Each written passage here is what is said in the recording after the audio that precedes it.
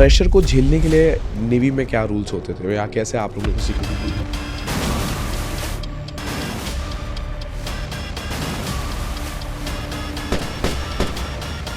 तो जब आप ज़मीन के 300 मीटर्स के नीचे रहते हो, मतलब जल का जहाज़ बोल लो, मौत का मकान बोल लो उसको, तब डिसीजन मेकिंग कितना इजी रहता है या डिफिकल्ट होता है आप लोग के लिए? तो ये इंडियन नेवी हर स्टेप पे, हर वॉर में, हर एक्शन में साथ देता है, जैसे इंडियन एयरफोर्स भी देता है।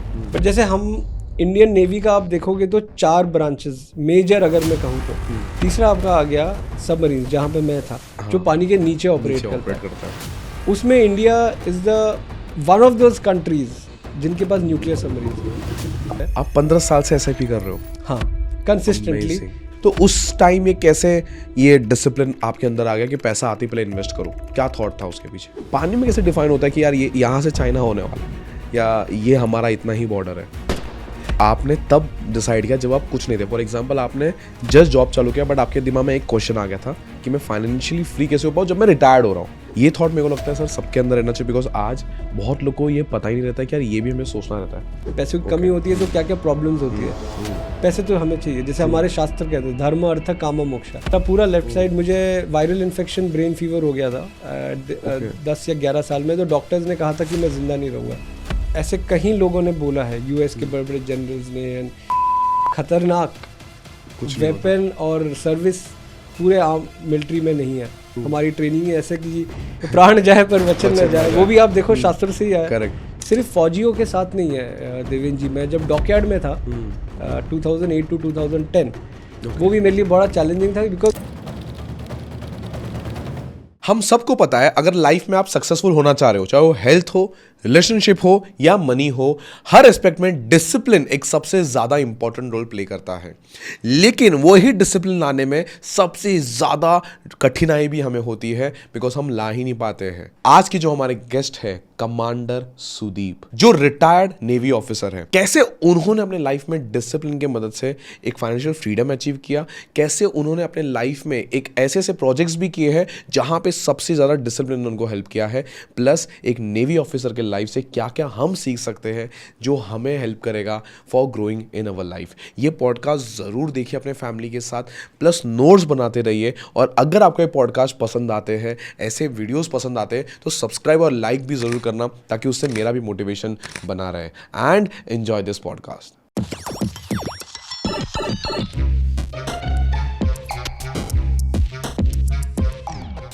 सो कमांडर सुदीप सर, एक पहला चीज जो मेरे को आपसे जाननी है, जब लाइफ 500 मीटर नीचे आप रहते हो, नॉट इवन उससे भी ज्यादा रहता रहेगा नहीं, जिस सबमरीन में मैं था, रशियन सबमरीन, उसका मैक्सिमम डेप्थ 300 मीटर्स। 300 मीटर्स। तो जब आप जमीन के 300 मीटर्स के नीचे रहते हो, मतलब जल का जहाज बोल लो, मौत का मकान बोल लो इसको, तब डिसीजन मेकिंग कितना इजी रहता है या डिफिकल्ट होता है आप लोग के लिए? बिकॉज जब अंदर बैठे बैठे आप डिसीजन बना रहे हो, जैसे आपने बताया बहुत सारे लोग की लाइफ स्टेक पे रहती है, तो उस समय डिसीजन मेकिंग का प्रोसेस कैसा रहता है आप लोग के लाइफ में?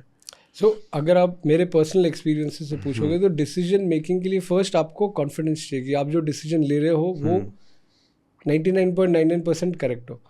सेकंड, कि आपके ऊपर, मतलब जैसे हमारे जैसे कमांडिंग ऑफिसर हो गए सबमरीन में, उनके पास कोई मौका नहीं होता कि किससे पूछे या गाइडेंस ले, उनको उसी टाइम पे वो डिसीजन लेना है।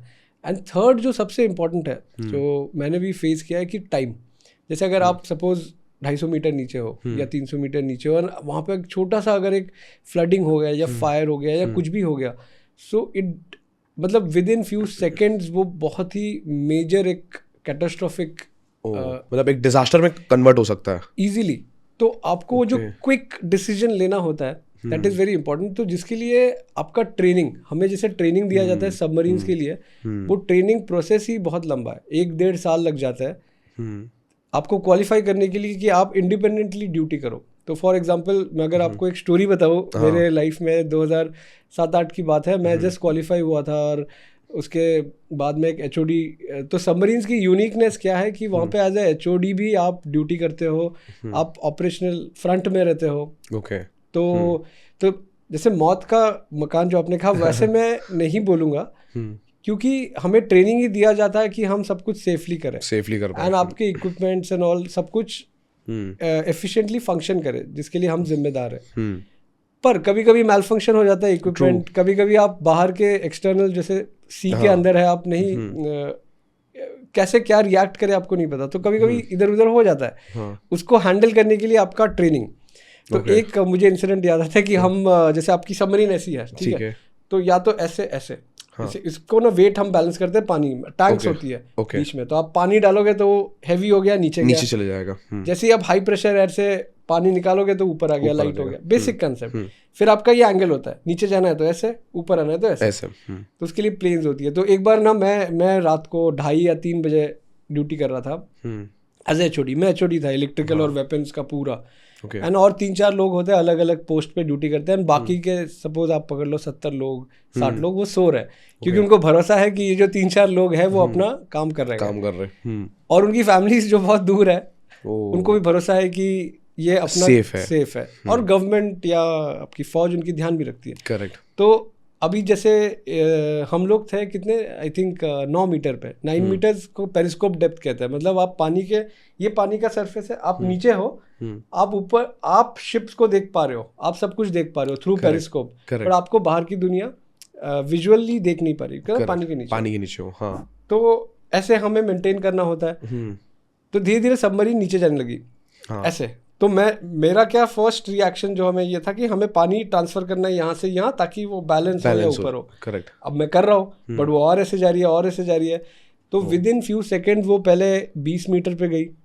तब तक मैंने जो एक्शन लेना था वो तुरंत, जैसे हमारे SOPs होते हैं, स्टैंडर्ड ऑपरेटिंग प्रोसीजर, सब कुछ कर लिया। उसके बाद भी वो नीचे जा रही है। फिर मैंने अपने कमांडिंग ऑफिसर को इन्फॉर्म किया, क्योंकि रात के 2:30-3 बजे थे। तो उनको मैंने बोला कि सर ऐसे ऐसे हो रहा है, एंड मैंने ये सब कुछ कर लिया जो किताबों में है। फिर वो आए, फिर हमने इमरजेंसी स्टेशन मारी तो सब लोग उठ गए। इतने में ही वो पहुंच गई 150 मीटर पे, एंड हमने पूरा जो टैंक सब खाली कर दिया, प्लेन्स ऊपर कर दिए, सब कुछ, बट वो नीचे जाया जा रहा है।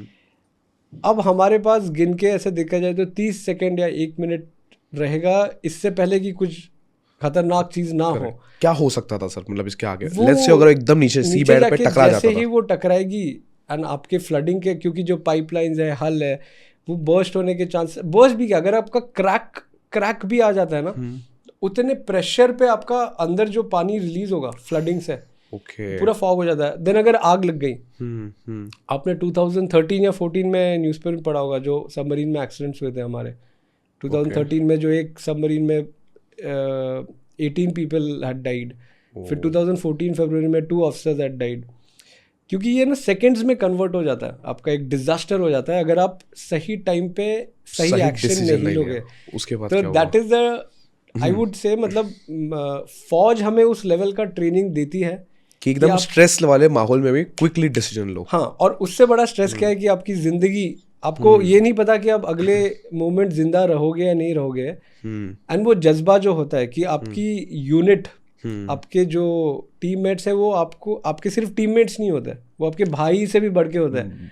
करेक्ट। तो एक डिसीजन, जो आपका क्वेश्चन था कि डिसीजन जो लेना है ना, तो वो 30 सेकंड के डिसीजन में आपको इतना कि वो कि आपकी बहुत सारी जानें अटकी हुई है, आपकी फैमिली वहाँ पे, देश आपके ऊपर देख रहा है, फौज आपके ऊपर देख रही है, क्योंकि पैसा भी तो है। वो सबमरीन कितना महंगा है, उसके अंदर टॉर्पेडोज है, मिसाइल्स है, बैटरीज है जो इतनी महंगी है, गवर्नमेंट का पैसा इन्वॉल्व है। तो अब एक साथ 30 सेकंड में सब फ्लैशबैक की तरह चलता रहेगा पीछे। आपको एक डिसीजन लेना है जिससे, तो ऐसे कई सिचुएशन मेरे लाइफ में आए थे जहाँ पे आज HOD मुझे एक डिसीजन लेना पड़ा, और मेरे डिसीजन से मेरे कमांडिंग ऑफिसर को अग्री करना पड़ा। तो वो बहुत इंटरेस्टिंग सा होता है। जब SOP के ऊपर गया, मतलब ये सारे SOPs के परे आपको जाना पड़ा डिसीजन लेने के लिए? ऐसा हर बार नहीं होता है, बट इस समय फिर उस इंसिडेंट में सर फिर एग्जैक्टली फिर क्या हुआ जब वो हिट करने ही वाला था, या लेट्स से आप एक डिजास्टर होने वाला था? हमने जैसे एज पर SOP सब कुछ कर दिया था, एंड जैसे आपके टैंक्स पूरे खाली हो गए थे, प्लेन्स पूरे अप हो गए थे। तो जैसे अभी अगर हम कहें तो उसमें भगवान का हाथ ही आ गया कि उसको रोक दिया। बट हमने ऑनेस्टली सब कुछ कर दिया था, एंड देन वो जो आपका मोमेंटम रहता है ना, देन वो धीरे धीरे नीचे जाके रुक गया। जस्ट डेप्थ, मतलब आपका जो बॉटम था, सी बॉटम, उससे जस्ट ऊपर जाके रुक के then it started gaining that upward thing. तो द पॉइंट इज कि अगर हम सही टाइम पे थोड़ा भी डिले करते हैं सोचने में, या फिर एंड देन और बहुत सारे टेक्निकल डिटेल्स है जो हमने उस टाइम पे एक्शन ली थी। कमांडिंग ऑफिसर ने कुछ डिसीजन दिया, कुछ मैंने, कुछ बाकी जो क्रू मेंबर्स थे, हमारे जो जवान थे, क्योंकि सबमरीन ही एक यूनिक काम है, अनलाइक बाकी काफ़ी सारे फोर्स में जहाँ पे हम जवान और ऑफिसर का डिस्क्रिमिनेशन नहीं करता है। हम यूनिफॉर्म में हम जब सबमरीन में सेल करते हैं तो हम एक डिस्पोजेबल पहनते हैं ताकि हम स्ट्राइप नहीं पहने। मतलब मेरा रैंक वैसे तो सबको पता होता है, बट हम रैंक दिखाते नहीं है, क्योंकि हम वहाँ पे ऑफिसर और सेलर एक खाना खाता है, सेम खाना खाता है, जो इतने से एक किचन में बनता है वही खाता है। हम एक टॉयलेट में जाता है, जबकि आप शिप में जाओगे तो ऑफिसर्स का अलग होता है, सेलर्स का अलग होता है, खाना भी। तो सबमरीन हम बहुत ही यूनिक काम है जिसमें हम ना भाइयों की तरह काम करते हैं। तो वहाँ जब ये जीवन और मौत की बात आती है तो ऑफिसर सेलर कुछ भी नहीं होता, हम सब। तो जो अगर मेरा एक जवान भी मुझे बोलेगा ना कि सर आप ये डिसीजन लो, तो मैं कभी वो क्वेश्चन भी नहीं करूंगा अगर वो सही है तो। ऑफ कोर्स मेरा ट्रेनिंग, मेरा स्किल सेट मुझे हेल्प करता है, बट द पॉइंट इज कि डिसीजन जो आप बोल रहे थे, जो आपका जो क्वेश्चन था, उसमें ना जो फेथ है टीम के ऊपर, एक टीम वर्क, एक लीडरशिप, सबसे ज्यादा जरूरी होता है, वो बहुत जरूरी होता है। सो सुदीप सर, आपने जैसे बताया कि सारे SOPs आपके पास रहते हैं, हर एक चीज़ का SOP फॉलो करना होता है।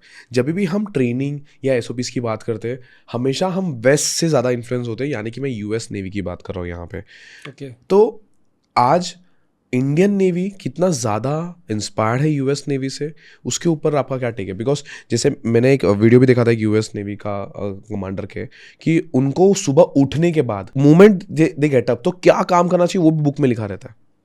सो क्या इंडियन नेवी का कुछ हिस्सा है जो हमने US नेवी से लिया है, या ट्रेनिंग का हमने देखा है, ट्रेनिंग से इंस्पायर्ड हुए उनके, वो उस सिलसिले में सर कैसा है? मतलब US नेवी के कंपेयर में, इंडियन नेवी के कंपेयर में बेटर तो जो होगा वो तो हम तो ये बोलेंगे इंडियन नेवी हुआ है, बट ट्रेनिंग और SOPs के मामले में हमने वहाँ से क्या क्या लिया है, आपको अगर कोई आइडिया रहे तो? नहीं, जैसे अभी जो जिस सबमरीन में मैंने सर्व किया है वो तो रशियन सबमरीन थी, बट हाँ हमने काफ़ी इक्विपमेंट डील किया जो USA ने बनाई है। पर अगर आप ट्रेनिंग पैटर्न देखोगे तो फौज का ट्रेनिंग पैटर्न जनरली सिमिलर होता है। आपका सुबह उठ के आप अर्ली मॉर्निंग बिफोर सनराइज उठते हो, फिर आपकी PT होती है, ट्रेनिंग। अगर हम सिर्फ ट्रेनिंग की बात करें, जैसे मैंने 4 years ट्रेनिंग की, दिसंबर 18 दिसंबर 99 में मैंने नेवी ज्वाइन किया एट द एज ऑफ 17 साल की उम्र में, और फिर मैंने 4 साल ट्रेनिंग की। उसके बाद मैं ऑफिसर सब लेफ्टिनेंट बन के कमीशन हुआ था। तो जो 4 साल की ट्रेनिंग में आप सुबह उठते हो, फिर आपका कभी ड्रिल होता है, कभी PT होता है, फिर आपकी शाम को स्पोर्ट्स होती है, बीच में पढ़ाई होती है, जैसे मैंने इंजीनियरिंग की थी, एंड फिर आपका डिनर, कैसे खाना है। तो टू सम एक्सटेंट, जैसे अगर आप मुझसे पूछो कि जैसे खाना कैसे खाना है, तो कुछ जैसे डिनर नाइट या मेस नाइट होती है, तो अलग अलग टाइप के फोक्स, अलग अलग टाइप के स्पून, आप कौन सा किसके लिए यूज़ करोगे, कैसे खाओगे, कैसे रोटी खाना है, वो सब चीज़ें I think to some extent हम फॉलो करते हैं। इट इज़ कॉमन हर बिकॉज फौज is all about discipline, it is all about आपका वेल ग्रूम्ड, जैसे हम कहते हैं कि अगर आप देखोगे तो हम कुछ भी करके ऐसे बाल, या जैसे शेविंग कंपलसरी होता है, अनलेस एंड अनटिल आपका बियर्ड है और आपने परमिशन लिया है, तो you have to be well groomed always. आपका क्लीन शेव्ड, हेयर एकदम ग्रूम्ड, एंड आप ऐसे नहीं खाना कैसे भी तरीके से खा रहे हो, आपको ऐसे बैठना है, ऐसे खाना है, ये सब हमें सिखाया जाता है। पर अगर आप मुझसे कंपैरिजन पूछोगे US का, ये मेरा पर्सनल टेक है कि हमारे जो सनातन धर्म में दिया हुआ है, अगर आप हमारे हिस्ट्री में जाओगे तो हमारे जितने भी बड़े बड़े योगी थे, सभी एक लेवल तक एक वॉरियर थे। आप महादेव को देखो, श्री राम को देखो, श्री कृष्ण को देखो, इवन आप अगर ऋषिज को देखो, विश्वामित्र, वो भी तो बहुत बड़े एक किंग थे, उसके बाद वो योगी बने। तो ये हमारे सनातन धर्म या हमारे शास्त्रों में तो दिया ही है कि हमें करना क्या है। Exactly. आप सुबह उठो, जैसे कहते हैं ना कि ब्रह्म मुहूर्त में उठो, करेक्ट। फिर आपके जैसे गुरुकुल में जैसे सिखाया जाता है कि आपने आसन किया या प्राणायाम किया, वही चीज़ आप फौज में अगर कन्वर्ट करोगे तो आपने PT किया, आप क्रॉस कंट्री दौड़ते हो, लंबा दौड़ते हो, आपके मेंटली आपको कैसे फोकस करना है उस पर हमें ट्रेनिंग दिया जाता है। फिर आपका जो फायरिंग है, बहुत सारी चीज़ें, रॉक क्लाइंबिंग, अलग अलग एडवेंचर्स होता है, ये सब पार्ट ऑफ करिकुलम होता है। फिर आपकी पढ़ाई होती है क्लासेस में, जैसे गुरुकुल में होती थी। करेक्ट। फिर सनसेट से पहले आप डिनर करते हो, उसके बाद फिर आपका सेल्फ स्टडी जो होता है कि आपने जो क्लास में पढ़ा है उसके नोट्स बनाओ, तो मुझे लगता है कि हम जो वेस्ट से कंपेयर करना, ये तो हमेशा कंपैरिजन होते रहता है, बट ये सबसे गलत चीज़ है, क्योंकि शुरुआत तो हर चीज़ का हमारे देश से ही हुआ है। क्योंकि मैं आजकल बहुत, क्योंकि मैं अभी योगा भी मैंने सीखा है, मैं योगा क्लासेस भी लेता हूँ और मैं बहुत पढ़ता हूँ, मुझे बहुत शास्त्र में बहुत पढ़ता हूँ, हठ योगा प्रतिपिका, शिव संहिता, भगवत गीता। तो समहाउ पिछले 3-4 साल में मैंने रियलाइज़ किया कि जो हम यहाँ वहाँ से ढूंढते हैं या जो हम सोचते हैं कि वेस्ट ने हमें दिया है, एक्चुअली वो सब हमारे संस्कृति में बहुत साल पहले है। मुझे लगता है जो ट्रेनिंग है हमारी मिलिट्री की, वो सब कुछ उसी से रूटेड है, इंस्पायर्ड है। That is what is my understanding कि हम क्यों पता नहीं वेस्ट की तरफ इन्फ्लुएंस होता है। जस्ट टू जैसे हम ये रोंडा बैन का जो सीक्रेट किताब है, द सीक्रेट किताब है, या इवन अगर आप इकिगाई पढ़ोगे तो अगर आप आजकल लोगों को, जनरेशन को पूछोगे तो सबको ये किताबों के बारे में सबको पता है। बट यही सेम चीज हमारे शास्त्र में दिया हुआ है, ये किसी को नहीं पता है। Very nice. तो somehow this is my understanding, especially after reading so many scriptures and into yoga की सब कुछ हमारे पास है, बस हम यहाँ वहाँ देखते हैं और सोचते हैं कि हमने यूएस से सीखा, हमने रशिया से सीखा है। नहीं, शायद सभी ने हमसे सीखा है, उसको वो रीपैकेज करके हमें को बेचा और हम खरीद भी रहे हैं। हम खरीद भी रहे हैं। सर, जैसे आपने यहाँ पे बताया कि नेवी में खाना कैसे खाया जाए या लेट्स से उठने के बाद क्या किया जाए, बहुत डिसिप्लिन ट्रेनिंग होता है। आज के ज़माने में यूथ की अगर बात करें तो उठने का कोई टाइम नहीं है, मतलब काम करने का स्ट्रेस, खाने का कुछ भी खाना है, मतलब सबको ये लगता है कि हम एक अनइवन लाइफ जी रहे हैं।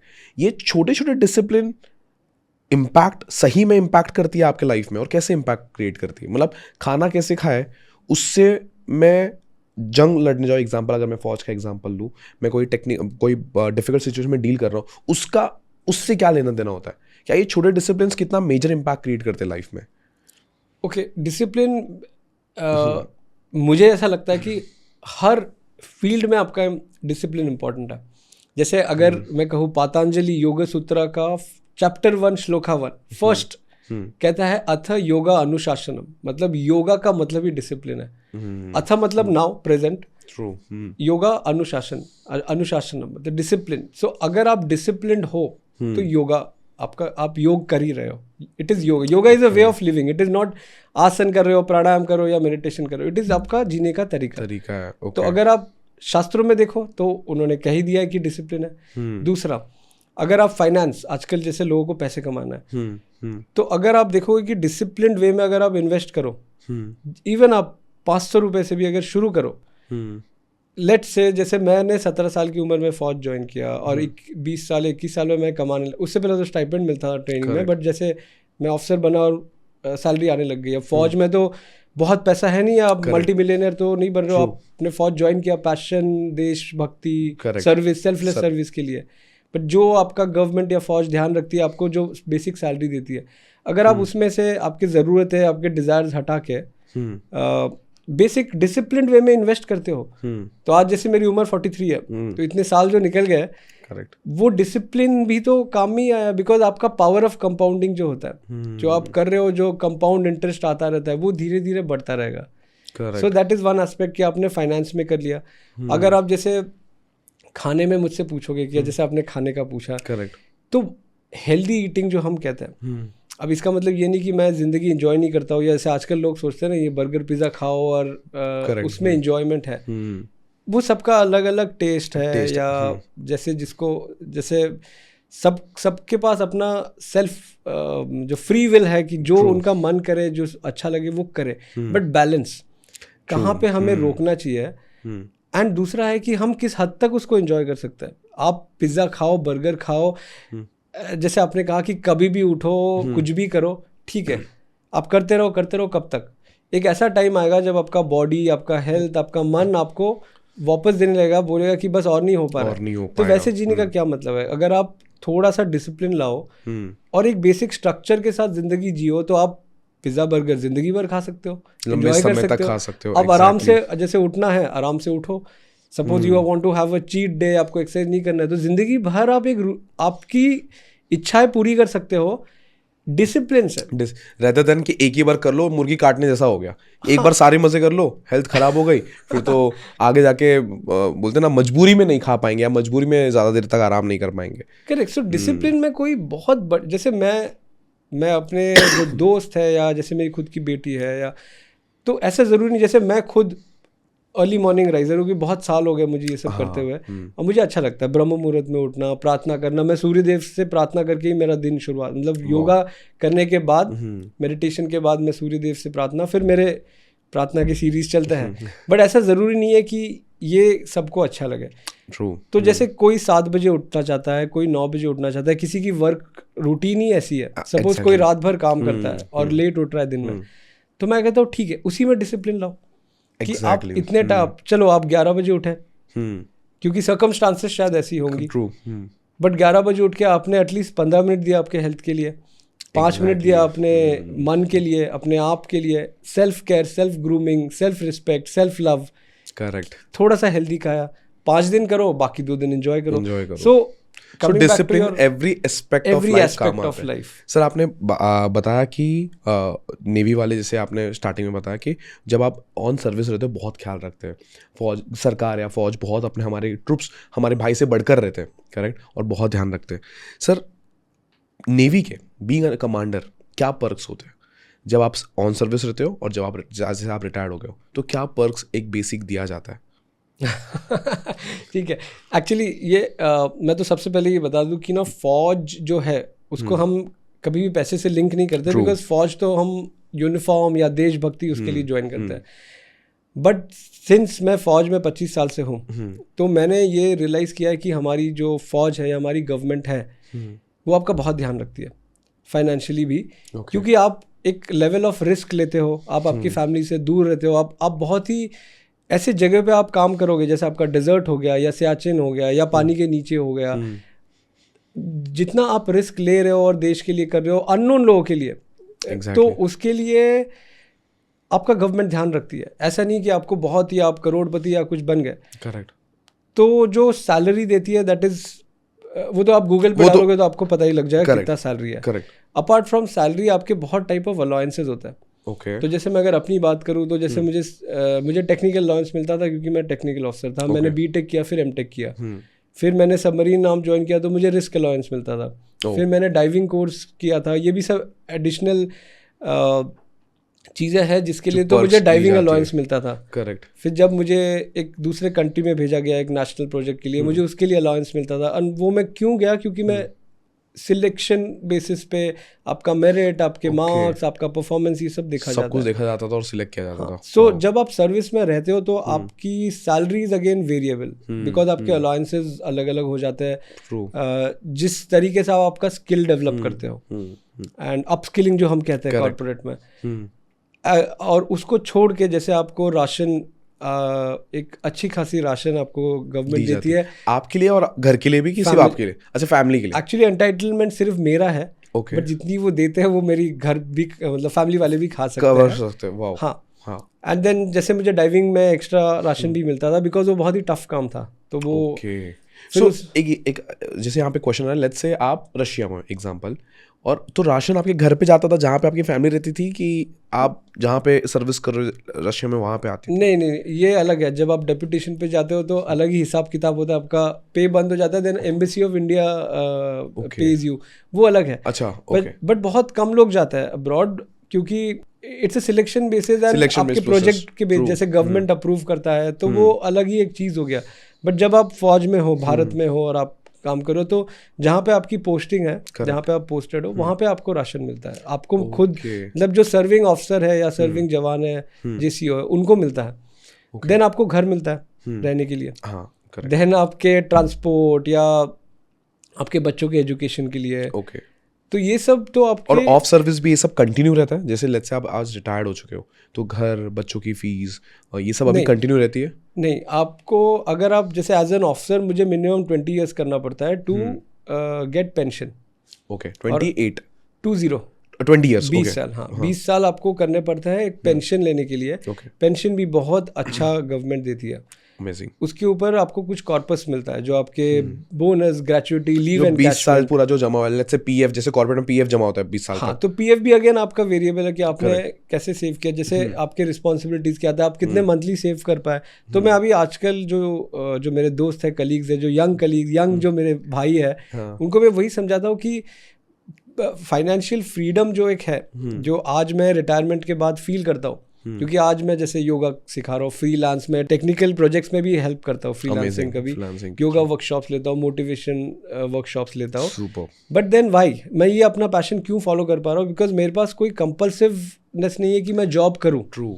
क्योंकि मुझे फौज ने जितना भी दिया है and with the systematic and discipline way में जो मैंने सेव किया है, प्लस मेरा जो पेंशन है, प्लस जो अब मेरा रेंटल इनकम आता है, या जिसे मैंने SIPs में इन्वेस्ट किए थे पिछले 15 साल से या 20 साल से। आप 15 साल से SIP कर रहे हो? हाँ, कंसिस्टेंटली। एंड मैंने धीरे धीरे, जैसे जब मेरे पास पैसे ज़्यादा बचने लगे तब मैंने SIPs बढ़ाया, फिर मैंने कम किया जैसे ज़रूरत थी। बट मैंने एक चीज़ हमेशा फॉलो किया है कि मैं सबसे पहले सैलरी जब भी आती थी तो सबसे पहले मैं इन्वेस्ट कर देता था मेरे तरीके से। बट ये डिसिप्लिन कहाँ से आया सर? ये भी वो फौज के डिसिप्लिन से आया? बिकॉज उस टाइम इतना अवेयरनेस नहीं था कि पैसा है तो SIP करो।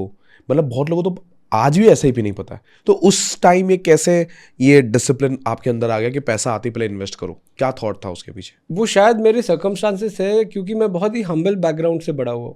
तो जब मेरे बचपन की अगर मैं बातें बताऊँ तो बहुत ही हम वन रूम किचन में रहते थे, बहुत ही हम्बल बैकग्राउंड था। लोन वगैरह तो होते ही है, भारत के हर फैमिली में लोन ही होता है। तो मैंने वैसे तो गरीबी एज सच नहीं देखी, बट मैंने देखा है कि फैमिली में जब पैसे नहीं होते हैं, पैसे की कमी होती है, तो क्या क्या प्रॉब्लम्स होती है रिश्तों में, या आप मेंटल पीस कहो, क्योंकि कुछ ना कुछ एक दबाव रहता है। पैसे तो हमें चाहिए, जैसे हमारे शास्त्र कहते हैं धर्म अर्थ काम मोक्ष। तो जो 4 पुरुषार्थ हमारे हैं, धर्म अष्ट कामा, धर्म अर्थ कामा और मोक्ष। धर्म हो गया आपकी ड्यूटीज रिस्पॉन्सिबिलिटीज, अर्थ हो गया कि आप पैसे। बट पैसे कैसे कमा रहे हो और कैसे खर्च कर रहे हो धर्म के हिसाब से। इलीगल वे से तो नहीं कमा रहे हो, किसी और के सर पे चढ़ के तो पैसे नहीं कमा रहे हो। और खर्च कैसे कर रहे हो? आप सिर्फ अपने लिए कर रहे हो, या आप सोसाइटी को भी हेल्प कर रहे हो? अपने जो आपके आसपास वाले हैं उनको आप मदद कर रहे हो? कैसे आप खर्च कर रहे हो, या उसको बस जमा के रख रहे हो? करेक्ट। या आप ग्रीड, जो हम कहते हैं ना ग्रीड, कि आदमी चाहे तो वो कुछ पैसों में भी खुश रह सकता है, लाख रुपए में खुश हो सकता है और 10 लाख में दुखी भी हो सकता है। हाँ, तो वो तो अर्थ। और तीसरा हो गया आपका काम, आपके डिजायर्स क्या है। अब जैसे श्री राम का कहना होता है ना कि डिजायर्स, पर्सनल डिजायर्स और सोसाइटी का रिक्वायरमेंट, उसको बैलेंस करना। एंड द फोर्थ इज आपका मोक्ष। वो तो आपका रिटर्न जर्नी हो गया जब आप वापस जा रहे हो। तो ये जो 3 है, धर्म अर्थ कामा, ये अर्थ बहुत ही इंपॉर्टेंट है, पैसा। करेक्ट। क्योंकि हमें जीवन जीना है। तो जब आप उसमें उसका थोड़ा शॉर्टेज होता है तो आपके कामा भी, डिजायर्स भी पूरे नहीं होते। धर्म निभाने में भी, जैसे अगर मैं किसी को हेल्प करना चाहूँ और मेरे पास पैसे नहीं है, तो ये सब चीज़ें अफेक्ट होती है। तो शायद ये जो मेरा बचपन रहा है, जब मैंने ये सब चीज़ें सीखा है, और फिर मुझे बहुत बड़ी बीमारी हो गई थी। मैं 1 साल तक पैरालाइज था। पैरालाइज थे आप? अब मेरा पूरा लेफ्ट साइड, मुझे वायरल इन्फेक्शन, ब्रेन फीवर हो गया था 10 या 11 साल में। तो डॉक्टर्स ने कहा था कि मैं जिंदा नहीं रहूँगा। फिर जब मैं बच गया तो मुझे पैरालिसिस हो गया। तो उन्होंने कहा ये बच्चा हमेशा हैंडीकैप्ड रहेगा, या शायद ये पागल हो जाए, मेंटली अनस्टेबल हो जाए। क्योंकि वो बीमारी उस टाइम पे बहुत अनकॉमन थी, और उतना टेक्नोलॉजी, मतलब उतना मेडिकल अवेयरनेस भी नहीं था, और एक हम्बल बैकग्राउंड से। तो मेरी फैमिली, मेरे जो बड़े पापा का हो, या बुआ या बड़ी माँ, जो पूरी फैमिली बहुत अच्छी है, उन्होंने बहुत सपोर्ट किया मेरे पेरेंट्स को। तो वो 1 साल के बाद जब मैं पैरालिसिस से बाहर आया, तब मैंने एक सोचा था कि मुझे कुछ करना है, अपने फैमिली के लिए करना है, अपने लिए करना है, अपने देश के लिए करना है। बट मेरे पास हमेशा से वो देशभक्ति एक अंदर था कि आपको एक देश के लिए सेवा करना है। देश से ज़्यादा मुझे अपने फैमिली के लिए, क्योंकि मुझे लगता था कि मैं अकेला बेटा हूँ, अकेला लड़का हूँ, मेरी एक बहन है, तो मुझे कुछ करना चाहिए इनको सबको संभालने के लिए। एंड वेरी ऑनेस्टली मुझे कभी फौज मेरे दिमाग में आया नहीं, क्योंकि मैं सोचता था कि नहीं, पैसे कमाने, क्योंकि पैसा चाहिए घर पे 100%। तो मैंने सोचा था मॉडलिंग करूंगा या इन्वेस्टमेंट बैंकिंग करूंगा। मैं मैथ्स में बहुत अच्छा था, तो मैंने बहुत मेहनत की, पढ़ाई की, मार्शल आर्ट्स ज्वाइन किया। फिर जब 12th में ये आया, 12th स्टैंडर्ड के बाद, तो मेरे पिताजी का सपना था कि वो आर्मी ऑफिसर बने। बट मेरे पिताजी के मदर ने उनको अलाउ नहीं किया क्योंकि उनको कहना था कि नहीं, आर्मी है, पोस्टिंग है, लाइफ डेथ का ये है, तो मत जाओ। तो एक पेपर में एडवर्टाइजमेंट आया था कि नेवी का ऐसा है, बीटेक है, 4 साल ट्रेनिंग है, सारे एलिजिबिलिटी क्राइटेरिया में आप फिट हो गए। तो मैंने सोचा था कि चलो ठीक है। तो घर वालों ने समझाया कि ये बहुत अच्छा सर्विस है, देश के लिए भी हो जाएगा और हमारा भी एक फैमिली में एक स्टेबिलिटी आ जाएगी। करेक्ट। तो वो सोच के मैंने पिताजी को बोला कि ये पहली और आखिरी बार मैं ट्राई करूँगा। अगर सिलेक्ट हो गया तो मैं जाऊँगा, और नहीं हुआ तो फिर आप फिर रोकना मत, जो मैं करूँगा।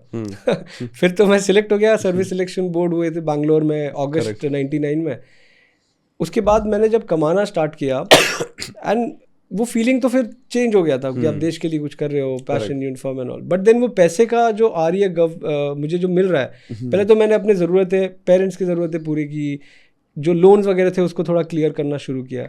उसके बाद क्या मैंने सोचा कि how do I build assets, मैं कैसे एसेट बनाऊँ ताकि आगे जाके जब मेरा एज हो, मैं 50 साल 60 साल का हो जाऊँ और शायद मैं काम करने लायक नहीं रहूँ, शायद उस टाइम पे मैं सोचता था। तो ऐसे क्या मैं कर सकता हूँ कि मैं मेरी इनकम पैसिव रहे। वाओ। तो वहाँ से मैंने जो पढ़ना स्टार्ट किया, खुद से पढ़ता था, कुछ दोस्तों ने हेल्प किया, मेरे सीनियर्स ने हेल्प किया, मैं पूछता था। तो मैंने ये चीज़ भी सीखा है कि आप पूछोगे तो मदद मिलेगा। okay. आधा टाइम हम ना ईगो में रहते हैं या फिर डर में रहते हैं कि पूछेंगे तो सामने वाला ये तो नहीं सोचेगा कि बेवकूफ़ है। तो अगर आप पूछोगे, मदद मांगोगे, तो आपको भारतीय सोसाइटी तो डेफिनेटली ऐसा है, हमारा इतना स्ट्रॉन्ग फाउंडेशन है कि तो वहाँ से मुझे SIPs का कंसेप्ट पता लगा, सिस्टमैटिक इन्वेस्टमेंट। फिर मैंने ये सीखा है कि जो जिस चीज़ में अच्छा है आप उसको वो काम दे दो। तो मैंने जैसे शेयर मार्केट के बारे में बहुत पढ़ा था 2010-11 में, तो मैंने रियलाइज़ किया ये मेरा फोटे नहीं है। जो अच्छा है तो आपने मतलब किसी फंड मैनेजर को पकड़ के दे दिया? हाँ, मेरे फंड मैनेजर 2012 से मेरे साथ एक ही फंड मैनेजर है और उन्होंने मुझे बहुत गाइड किया है, अभी तक करते हैं। और जो भी मेरे रिटायरमेंट का कॉर्पस है, मैंने उन्होंने मुझे गाइड किया कि आप ऐसे एग्रेसिव फंड में डालो या डेट में डालो, FD में डालो। और फिर मैंने स्टार्ट किया छोटे छोटे घर खरीदना, कभी इनिशियली तो लोन में लेके, ताकि उसका मुझे रेंट मिले, तो वो एसेट कैसे बनाया जाए। Wow, very nice. सो मतलब आपने तब डिसाइड किया जब आप कुछ नहीं थे। फॉर एग्जांपल आपने जस्ट जॉब चालू किया, बट आपके दिमाग में एक क्वेश्चन आ गया था कि मैं फाइनेंशियली फ्री कैसे हो पाऊँ जब मैं रिटायर्ड हो रहा हूँ। ये थॉट मेरे को लगता है सर सबके अंदर रहना चाहिए, बिकॉज आज बहुत लोग को ये पता ही नहीं रहता है कि यार ये भी हमें सोचना रहता है। वो बोलते हैं ना लिव टुडे, क्या लोमो होता है, यू लिव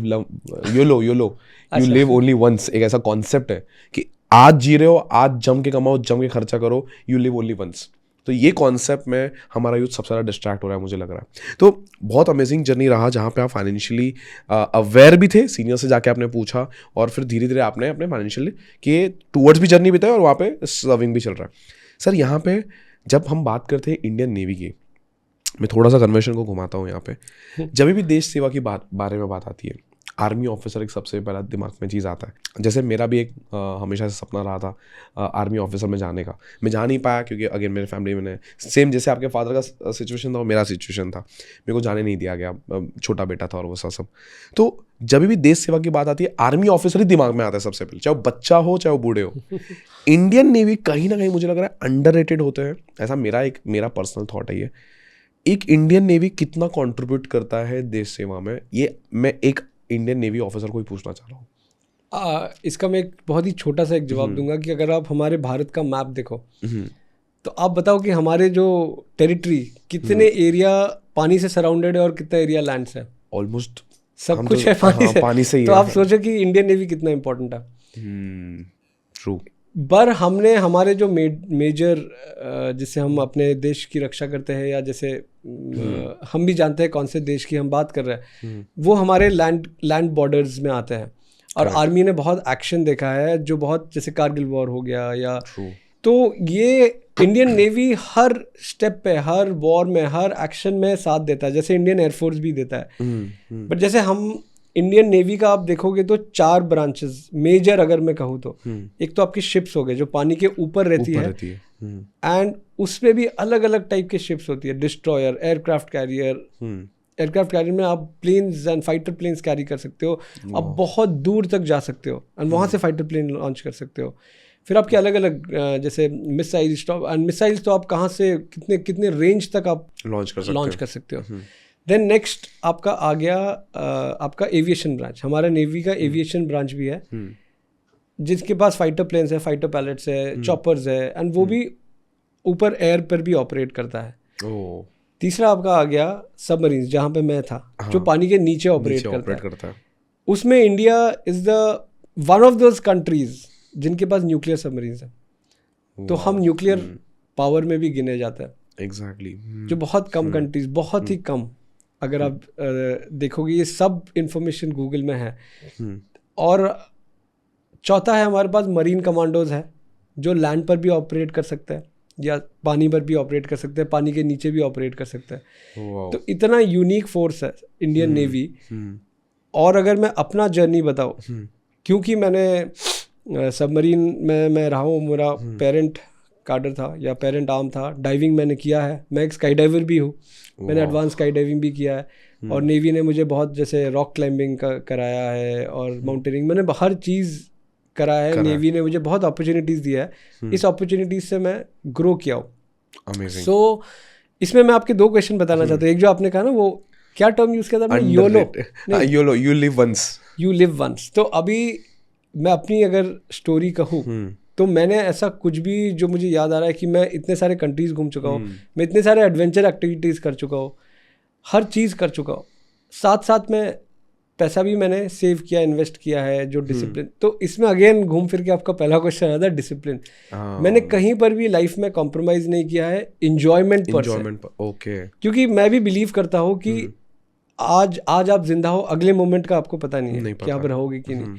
बट इसका मतलब ये नहीं कि आप रेकलेसली, जैसे रेकलेसली रिस्क लो यार, रेकलेसली मजे लो, आगे पीछे आपके साथ जो जुड़े हुए आपके आगे का वो ना सोचते हुए, और ऐसा भी नहीं कि आप आगे का ही सोचते रहो और प्रेजेंट को भूल जाओ। ये जो बैलेंस है ये एक बहुत ही इंपॉर्टेंट चीज़ है। और ये मैं नहीं कह रहा हूँ, ये वापस अगर घूम के आया तो हमारे शास्त्रों में लिखा हुआ है, जो अगर आप पढ़ोगे तो भगवद गीता चैप्टर 2 श्लोक 48 में। ठीक है, योगा समत्वम उच्यते, मतलब yoga is all about equanimity, जो कहते हैं बैलेंस। तो यही बैलेंस आप हर चीज़ में फॉलो करोगे तो आप ऐसी ही जिंदगी जी रहे हो। और वापस अगर आप जैसे इंडियन नेवी का अगर आप पूछोगे तो नेवी ने मुझे ये बैलेंस सिखाया है कि आप जिंदगी कैसे आप इंजॉय भी कर सकते हो, आप फाइनेंशियली फ्रीडम भी पा सकते हो, आप डिसिप्लिन, लीडरशिप, टीम वर्क, देश सेवा, सब कुछ आपने एक जो एक्सपीरियंस किया। और जो आप एक्शन, जो हम कहते हैं कि हमें क्यों सिर्फ आर्मी के बारे में पता है, एक तो बहुत सारी मूवीज आर्मी के बारे में ही आती है। अभी रिसेंटली भी कौन सी है, अक्षय कुमार की एक रिलीज हुई है, फाइटर। हाँ, वो भी मैंने मेरी बेटी देख के आई थी, उसने कहा बहुत अच्छा है। और भी इनफैक्ट मैं अभी PWC में इन्वाइट हुआ था हैदराबाद में as a guest speaker for veteran. तो वहाँ पे एक हमारे परमवीर चक्र जो है योगेंद्र यादव जी, वो थे आर्मी से, एक एयरफोर्स से एक फाइटर पायलट थे, और नेवी से मैं था। तो ये जैसे आपके कारगिल वॉर में उनको परमवीर चक्र मिला था। तो ये जो एक्शन मूवीज ये सब, और स्पेशली नॉर्थ साइड में अगर आप जाओगे तो इंडियन आर्मी के बारे में बहुत पता है। बट इंडियन नेवी का और एक इशू है ना कि आप नेवी सुनते ही आप मर्चेंट नेवी समझ लेते हो 100%। हाँ, तो जैसे मैं बहुत सारे कॉलेजेस में वर्कशॉप लेता हूँ या मैंने जो लिया है, मैं यूथ को यही एजुकेट करता हूँ कि इंडियन नेवी में टेक्नोलॉजिकली भी आप ग्रो कर सकते हो। इट इज़ नॉट ओनली कि आप सिर्फ एक्शन देख रहे हो, लाइफ को खतरे में डाल रहे हो। जैसे साइबर सिक्योरिटी, आर्टिफिशियल इंटेलिजेंस, आपका मशीन लर्निंग, हर चीज़ टेक्नोलॉजिकली इतना ज़्यादा एडवांस्ड है नेवी। मैंने खुद आर्टिफिशियल इंटेलिजेंस में PGP किया है, PMP किया है। तो इंडियन नेवी आई थिंक आपको होलिस्टिकली पूरा डेवलप करती है, एक्शन में भी इक्वली पार्ट लेती है। रिस्पॉन्सिबिलिटी तो बहुत ज़्यादा है, बिकॉज आपका 3/4 part of the country surrounded by water, और उसमें बहुत ज़रूरी, जैसे आपने बोला कि हम पूरा वाटर से सराउंडेड हो, हम मैप से भी देख पा रहे हैं, बहुत सारे यहाँ से चाइना आ रहा है तो वहाँ से पाकिस्तान आ रहा है, बहुत सारे कंट्रीज़ भी आती है।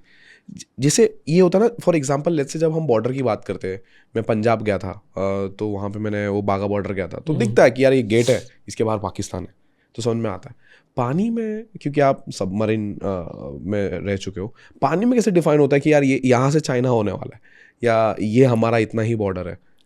हाँ, ये एक्चुअली हमें अलाउड तो नहीं होता कि हम किसी और कंट्री की किसी और exactly. वो बॉर्डर्स भी एक्चुअली डिफाइंड है। ये एक्चुअली मेरा एक्सपर्टीज है नहीं। ओके बिकॉज ये मैं जैसे टेक्निकल ऑफिसर ही रहा हूँ, तो मेरा मेन तो ये था कि जैसे आपके इक्विपमेंट्स और ये इसको मेंटेन करो, ये फंक्शन करे।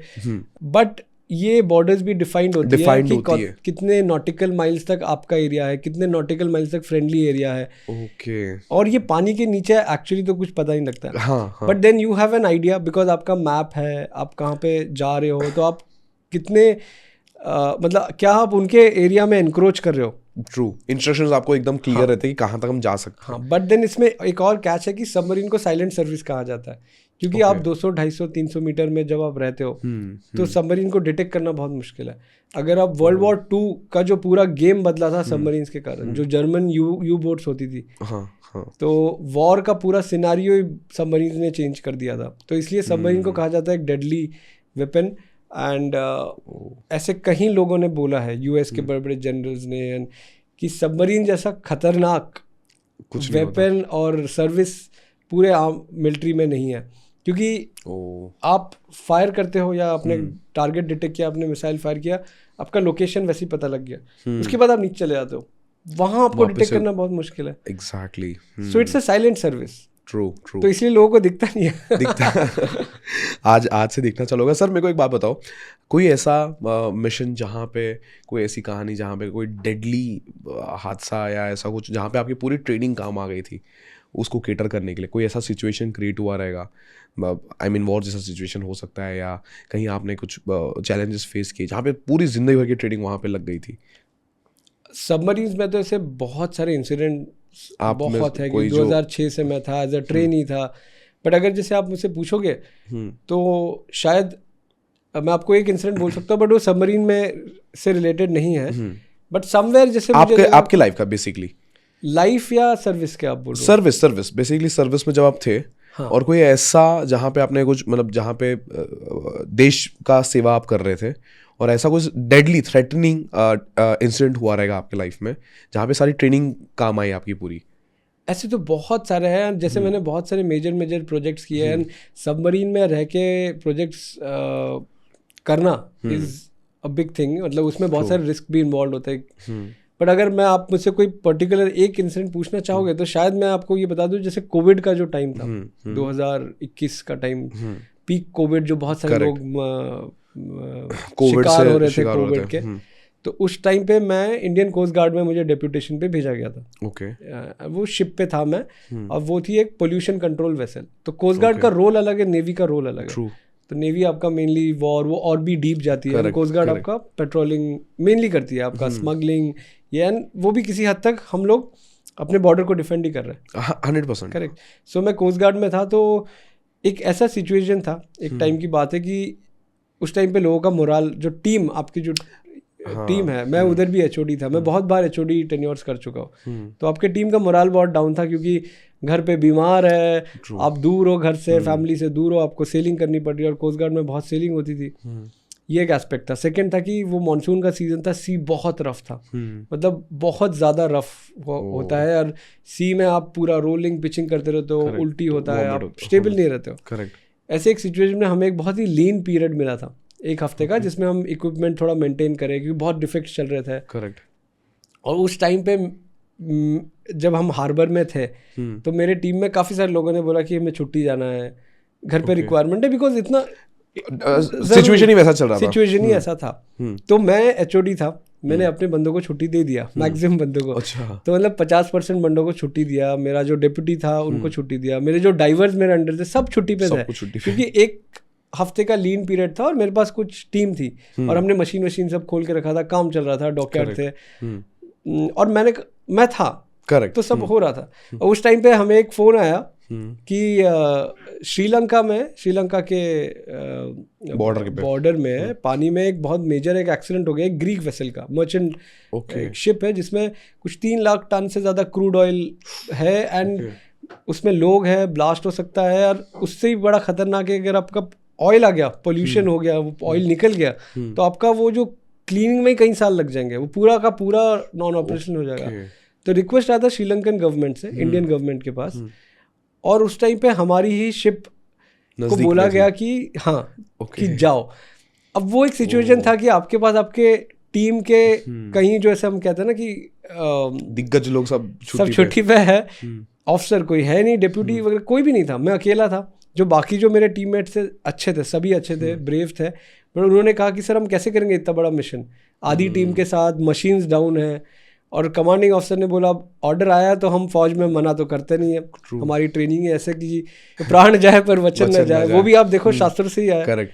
तो हमने कहा कि जाएंगे तो ज़रूर जाएंगे। अब फैमिली को फ़ोन किया कि कहाँ जा रहे हैं, कब आएंगे, कुछ पता नहीं है, कब वो रिजॉल्व होगा।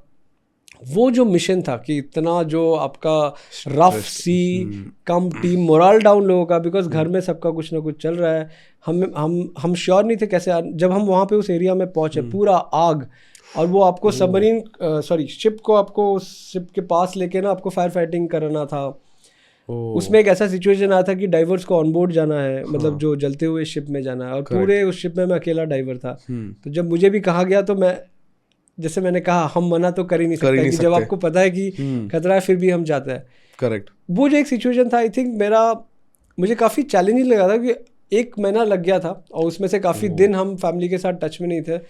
उतने छोटे टीम में इक्विपमेंट को संभाल के रखना, उनका मोरल हाई करना, और सबको एक भरोसा दिलाना कि हम करेंगे, कर लेंगे, कुछ भी हो मिशन तो करके ही आएंगे, क्योंकि इसके देश का नाम इन्वॉल्व था। करेक्ट। इंडियन कोस्ट गार्ड का नाम इन्वॉल्व था, और सिंस मैं नेवी से था, मैं डिप्यूटेशन पे था, मेरे सर्विस का नाम इन्वॉल्व था। ट्रू। तो वो जो पूरा, और जो मुझे भारतीय नौसेना ने जो 30 साल की जो ट्रेनिंग दी थी, वो एक सब कुछ एक जगह पे आ गई थी और उससे बड़ा मजा आया था। एंड फाइनली हम सबको काफ़ी अवार्ड मिला था, एक ब्रेवरी मेडल मिला था कोस्ट गार्ड से, एंड वो न्यूज़ में भी आया था बहुत सारे। It was a big event. But मैं, अगर आप पूछोगे तो इसका पूरा का पूरा क्रेडिट भारतीय नौसेना की ट्रेनिंग, और उसका जो उन्होंने जो अंदर एक जो आपके नस नस में वो डिसिप्लिन, और एक जो ना गिव अप करने वाली जो एटीट्यूड है, वो आ जाती है। एंड आई थिंक, और यहाँ पे जैसे क्रूड ऑयल को गिरने से बचाना था और लोगों को भी बचाना था। हाँ, तो लोगों को भी उसमें, फिर श्रीलंकन नेवी का भी इन्वॉल्वमेंट आ गया था। फिर it was a joint operation. Indian navy भी आई थी, बट इंडियन नेवी के शिप्स पास में नहीं जा पा रहे थे, मतलब वो हमें दूर से सपोर्ट कर रहे थे। और मैं तो दोनों तरफ से था, नेवी से भी था, कोस्ट गार्ड। तो it was a joint operation, सभी लोग थे। तो पहले हमने इंसानों को बचाया, उसके बाद फिर वो आग बुझाई। वो भी एक हिस्ट्री में पहली बार हुआ था कि रिकॉर्ड टाइम में आग बुझ गई थी। सो ऐसे ये एक था। ऐसे बहुत इंसिडेंट्स हैं अभी। कोई वॉर की कहानी सर, कभी ऐसे कोई वॉर में कोई ऐसे इसमें पार्ट रहे हो आप एज एन? नहीं, वॉर तो नहीं, बट वॉर पेट्रोल हम लोग करते थे। वॉर पेट्रोल में जैसे सबमरीन्स आपकी जाती है, तो उनका मेन काम रहता है कि आप एनिमी कंट्रीज का मॉनिटर करो। हाँ, बट देन ये सब चीज़ें बहुत ही सीक्रेट और कॉन्फिडेंशियल होती है। ओके। बट वो सिचुएशन या जो आपका पूरा रूटीन रहता है उस टाइम पे, करेक्ट, एंड जो अलर्टनेस रहती है, वो एक हम वॉर लेवल पे रखते हैं। ओ, मतलब एकदम एक्शन के लिए रेडी रहते हैं, कुछ भी रहा। बट कभी एक्शन हुआ नहीं आपके लाइफ में? एक्शन, वॉर टाइप एक्शन नहीं। अच्छा, हाँ। बट देन डेली लाइफ में सबमरीन में एक्शन होता ही रहता था, लाइफ डेथ से रिलेटेड। आपके कुछ ना कुछ इमरजेंसीज आओ या वो सब एक्शन, तो it was on a regular basis. Okay sir, जैसे एक स्ट्रेस वाले माहौल में, जैसे आपने बताया कोविड के टाइम पे, जहाँ पे मोरल डाउन चल रहा है, फिर भी यहाँ पे सर्विस लोग कर रहे हैं, जहाँ पे कोई भी सिचुएशन वहाँ पे चलती रहे, यानी कि फैमिली में चलती रहे, आपको यहाँ पे तो एकदम ऑन टोज रहना है। करेक्ट। आप HOD थे, जब भी टीम का मोरल डाउन होता था, ऑब्वियसली बूस्टअप करना रहता था। हमने एक मूवी देखी थी, विक्की कौशल की आई थी, हाउस द जोश। हाई सर, हमेशा वो एक जोश को मेंटेन रखते थे। वैसे ही कॉर्पोरेट्स में आज बहुत लोग का मोरल भी डाउन हो चुका है। बहुत लोग को अपनी जॉब पसंद नहीं आती, फिर भी जॉब कर रहे हैं। बहुत लोग अपने फैमिली में खुश नहीं है, कुछ ना कुछ रीज़न से हमेशा डाउन रहता है उन लोग का। आपका टेक्निक, बिकॉज आप एक लीडरशिप पोजीशन पे जाके आप सेमिनार्स दे रहे हो, मोटिवेशनल सेमिनार्स दे रहे हो, अपने नेवी में कैसे अपने टीम का मोरल अप करते थे आप? 2-3 टेक्निक्स आप यहाँ पे शेयर कर सकते हो, जिससे लोग अपनी लाइफ में भी यूज़ करके उसको अप कर सकते हैं अपने मोरल को। मुझे जो ट्रेनिंग में सिखाया गया था, जब हम बहुत ही यंग थे, ट्रेनिंग टाइम में 17-18 साल या जैसे 20 साल तक, और उसके बाद भी जब हम करते रहे, तो हमें सबसे पहले बताया गया था कि हमें मैनेजर नहीं बनना है, हमें एक लीडर बनना है। एक लीडर और मैनेजर में बहुत अंतर होता है। जैसे फौज में हम लोग करते थे। अभी मैं अगर मेरे लाइफ के स्टोरीज बताऊँ, या जैसे मैंने ऑपरेट किया, या जैसे मैक्सिमम लोग करते हैं, कि जैसे मेरी टीम है, सपोज मेरे अंडर, जब मैं डॉकयार्ड में था, मेरे अंडर 500 लोग भी थे, 400-500, जब बॉम्बे डॉकयार्ड में था मैं। जब मैं शिप में रहता हूँ, तो डिपेंड करता है कितनी बड़ी शिप है, या सबमरीन में 20 लोग हो या 50 हो या 100 हो। मुझे हर इंसान का नाम, उसके फैमिली, उसके प्रॉब्लम्स क्या है, उसका क्या बैकग्राउंड है, उसके फाइनेंशियल इश्यूज़ क्या है, हेल्थ इश्यूज़ क्या है, उसके ड्रीम्स क्या है, उसको आगे क्या करना है, हर चीज़ पता था, क्योंकि वो भी मेरा पार्ट ऑफ ड्यूटी में आता था। पर इससे क्या होता है कि आपका एक अपनापन फील होता है। Exactly. कि जैसे मेरे साथ कोई मेरा जवान है, उसको ये पता है कि आज अगर कुछ भी हो जाए, ये जो मेरा ऑफिसर है या मेरा सीनियर है, ये मेरे साथ रहेगा। हाँ, मैं गलती करूंगा तो मुझे डांटेगा, पनिशमेंट भी मिलेगा, बट ये हाथ नहीं छोड़ेगा। तो जिसे हम, जैसे अगर आप कहो एम्पैथी। आप जैसे अभी मेरे पास बहुत सारे जवान आते थे कभी कि घर पे कुछ इशू हो गया, या माँ बाप या वाइफ का या बच्चों का या खुद का, उस टाइम पे जो उनको समझना और एक उनका साथ देना, वो मैंने फौज से सीखा है। क्योंकि जब आप उनके साथ खड़े रहते हो, और ये सिर्फ फौजियों के साथ नहीं है देवेंद्र जी, मैं जब डॉकयार्ड में था 2008 to 2010, वो भी मेरे लिए बड़ा चैलेंजिंग था बिकॉज वहाँ पे सिविलियंस हैं। एग्जैक्टली। तो डॉकयार्ड में आपके सिविलियंस ऐसे हैं जो 30 साल 40 साल से उसी डिपार्टमेंट में है, तो उनका एक्सपीरियंस ज़्यादा है उस पर्टिकुलर चीज़ में, उनकी एज ज़्यादा है, करेक्ट। अब वहाँ पे यूनियंस है, करेक्ट। अब वहाँ पे मैं गया 21 साल या 22 साल का एक लेफ्टिनेंट, या 23-24 साल की उम्र में गया, और मेरे अंडर है ऐसे लोग जो 40-50 साल के हैं, ज़्यादा एक्सपीरियंस्ड है, जो बहुत दूर दूर से ट्रैवल करके आ रहे हैं, आपके अंबरनाथ से आ रहे हैं, थके आ रहे दिन रात उनको वही काम करना है। उनको जो मोटिवेट करके क्योंकि उनमें सब में देशभक्ति है, करेक्ट, बट उनको समझना, तो मैंने अपने एक्सपीरियंस से देखा है कि जब आप उनको समझते हो, जब उनको ज़रूरत पड़ती है और आप उनके साथ रहते हो, तब वो जब आपको या एज अ यूनिट को या देश को ज़रूरत पड़ती है, वो किसी भी हद तक जाके सपोर्ट करता है। आपके लिए, मेरे लिए नहीं, बट वो देश के लिए डेफिनेटली, बट क्योंकि एक लीडर उनके साथ रहता है तो उन्हें हिम्मत बनी रहती है। तो सबसे बड़ी बात है एक लीडर बनना, एक एम्पैथी। दूसरा एक है कि आपका लीडर का एक होता है, जैसे मैंने एक बहुत बड़ा एक प्रोजेक्ट किया था, उसमें एक सबमरीन थी जिसमें आग लग गई थी एंड बहुत डैमेज हुआ था, अब वो रिपेयर नहीं हो पा रही थी, उसमें 2 ऑफिसर्स की जानें भी गई थी। अब वो प्रोजेक्ट को मैंने किया था, उसमें हमारे पास ड्राइंग्स नहीं थी, क्योंकि वो टेक्नोलॉजी हमेशा रशिया यूज़ करती थी, रशियन डॉक्यूमेंट्स से, बहुत ही टेक्निकल प्रोजेक्ट था। मैंने उस पर एक किताब भी लिखी हुई है, और मैंने बहुत सारे पेपर्स भी लिखे हुए हैं टेक्निकल। पर उसमें मैंने ऐसे मैंने मेरे सीनियर से गाइडेंस लेके, मेरे जो कलीग्स थे इन सबसे, हमने क्या किया है कि हमने अलग अलग तरीके, हमने इनोवेट किया चीज़ों को। तो एक लीडर और मैनेजर में ये भी एक बहुत बड़ा फ़र्क है कि एक लीडर थोड़ा अलग सोचता है, आउट ऑफ द बॉक्स सोचता है। वो ये नहीं सोचेगा कि ये चीज़ें करनी है। एक मैनेजर मेनली इंस्ट्रक्ट करता है कि ये चीज़ें करनी है, बट एक लीडर उससे थोड़ा हटके सोचेगा, अलग क्या कर सकता है। सो इनोवेशन, एम्पैथी, और एक मैनेजर के लिए आपका टारगेट इंपॉर्टेंट है, बट एज ए लीडर के लिए आपका जो सबसे बड़ा एसेट है वो है आपकी टीम। एग्जैक्टली। तो ऐसे कई कुछ छोटी छोटी चीज़ है जो मुझे लगता है कि ना, बट प्राइमरली अगर आप पूछोगे कॉर्पोरेट में, आई थिंक वो जो लॉयल्टी फैक्टर एक है ना, कि ये मेरा ऑर्गेनाइजेशन है या मेरी टीम है। एग्जैक्टली। और जैसे फौज का भी इसमें इन्वॉल्वमेंट है कि फौज जो बंदा है, जवान है, ऑफिसर है, उसको पता है कि फौज भी ध्यान रखेगी। अगर आपको मुझे कुछ हो गया तो फौज है, आपके फैमिली का हाथ नहीं छोड़ेगी। तो एक लीडर बनना और एक ऑर्गेनाइजेशन का भी इक्वली रिस्पॉन्सिबिलिटी बन जाता है ना, कि वो आपके एम्प्लॉयज़ का कैसे ध्यान रखती है। एग्जैक्टली। तो it is a two way thing. Because आज कैसा है ना सुदीप सर, 95% लोग बर्नआउट फील करते हैं आज के अपनी लाइफ में, चाहे वो बिजनेस में रहे, चाहे वो जॉब में रहे। कोई लोन के ट्रैप में है, किसी को जॉब पसंद नहीं है, कोई घर पे खुश नहीं है। 95% लोग बर्नआउट फील करते हैं। 2 चीज़ें, अब देखो, जब हम किसी को पूछते कि आप बर्नआउट क्यों फील कर रहे हो, वो हमेशा इनर से ज़्यादा आउटर पे बोलेगा, वो ऐसा है, मेरा बॉस ऐसा है, मेरा ये ऐसा है, मेरा वो वैसा है। करेक्ट। 2 चीज़ें आपके लाइफ में जो आपने किया रहेगा, अपने अंदर चेंज लाया।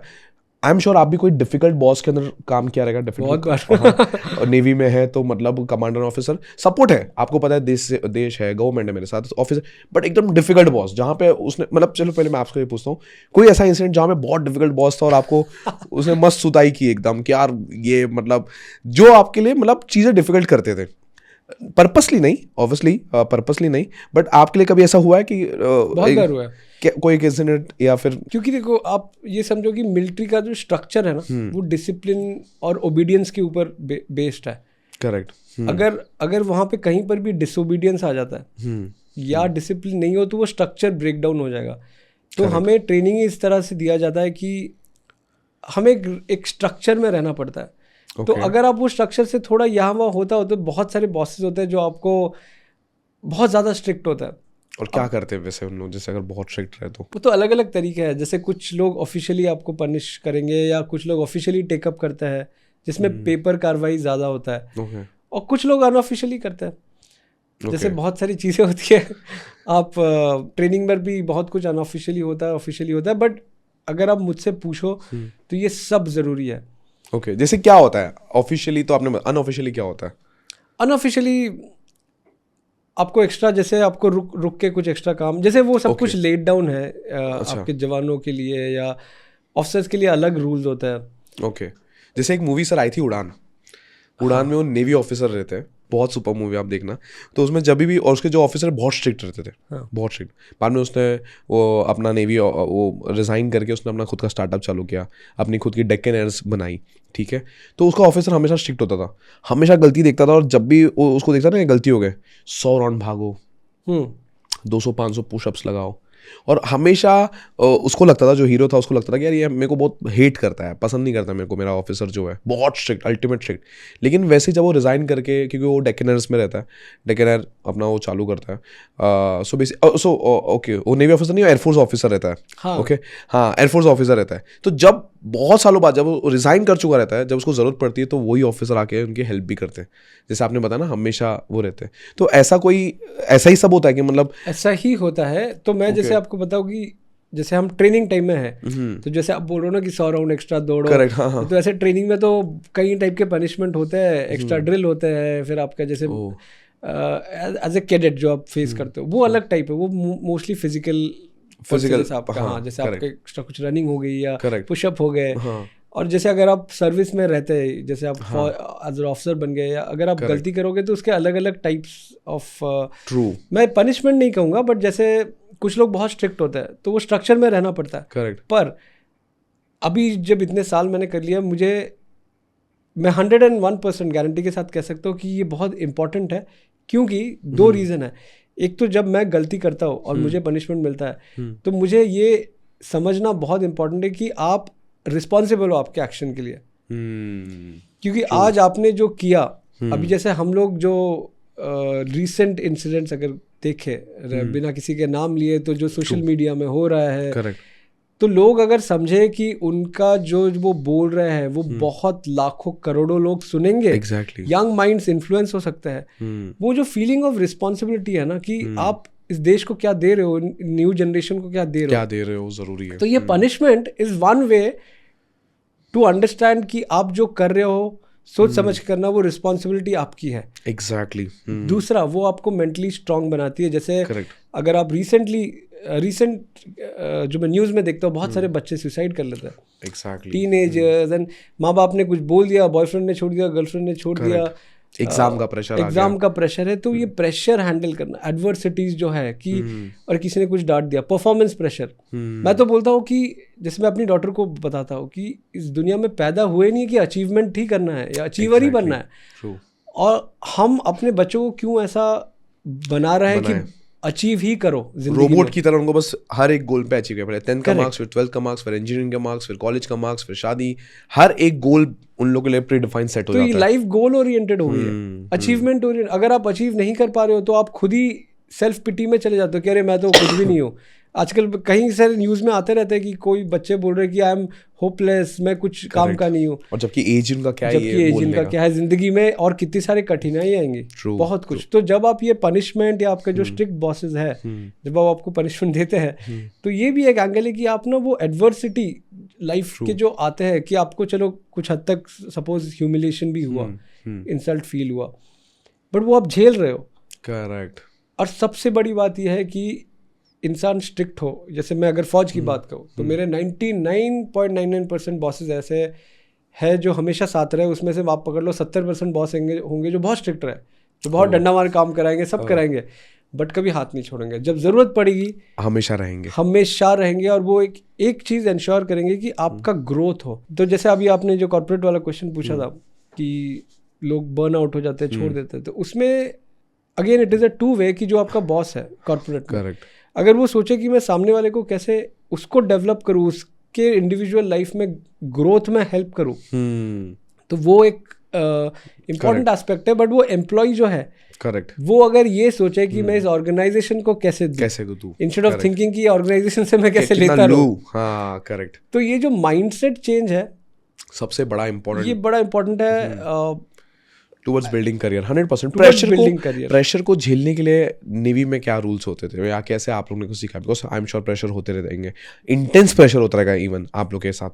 तो प्रेशर को कैसे हैंडल करते थे आप लोग कोई 2-3 टिप्स जो आपने किए रहेंगे जो यहाँ पे बाकी लोगों को हेल्प आ सकता है? प्रेशर अगर हैंडल करने का अगर आप मुझसे पूछोगे तो सबसे बड़ा एसेट हमारे पास था हमारी पूरी की पूरी यूनिट।